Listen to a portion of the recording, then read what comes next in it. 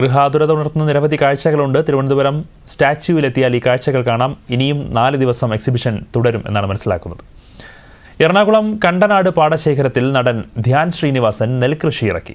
പാടശേഖര സമിതിയോടൊപ്പമാണ് ഇത്തവണ ധ്യാൻ കൃഷി ഇറക്കിയത്. കണ്ടനാട് ചെമ്മാച്ചൻ പള്ളിയോട് ചേർന്നുള്ള പുന്നച്ചാലിൽ പാടശേഖരത്തിൽ ഹൈബീഡൻ MP വിത്ത് വിതയ്ക്കൽ ഉദ്ഘാടനം ചെയ്തു.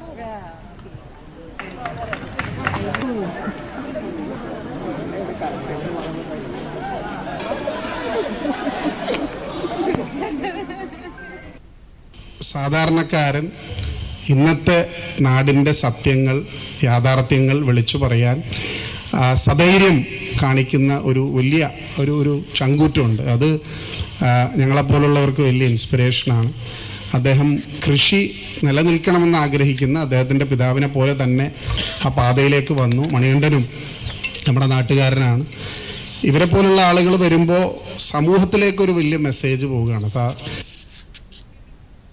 ഇത്തവണ 8 ഏക്കറിലാണ് കൃഷി നടത്തുന്നത്. നടൻ ശ്രീനിവാസൻ തുടങ്ങിയ 2 ഏക്കറിലെ കൃഷിയാണ് വ്യാപിപ്പിച്ചത്.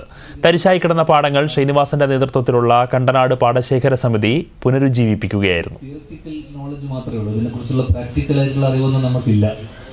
അതുകൊണ്ട് തന്നെ ഇതിന്റെ ഒരു ലാഭനഷ്ടം നേരത്തെ ഹൈബിചേട്ടൻ പറഞ്ഞ പോലെ ഇവരൊന്നും തന്നെ ഇത് ചെയ്യുന്നത് ഇതിന്റെ ഒരു ലാഭം ഫിനാൻഷ്യൽ വയബിലിറ്റി നോക്കിയിട്ടോ അല്ലെങ്കിൽ ഫിനാൻഷ്യലി വയബിൾ ആവോ അല്ലെങ്കിൽ ഇതിൽ നിന്ന് ലാഭം കിട്ടുമോ എന്നുള്ള ചിന്ത കൊണ്ടൊന്നുമല്ല ചെയ്തത്.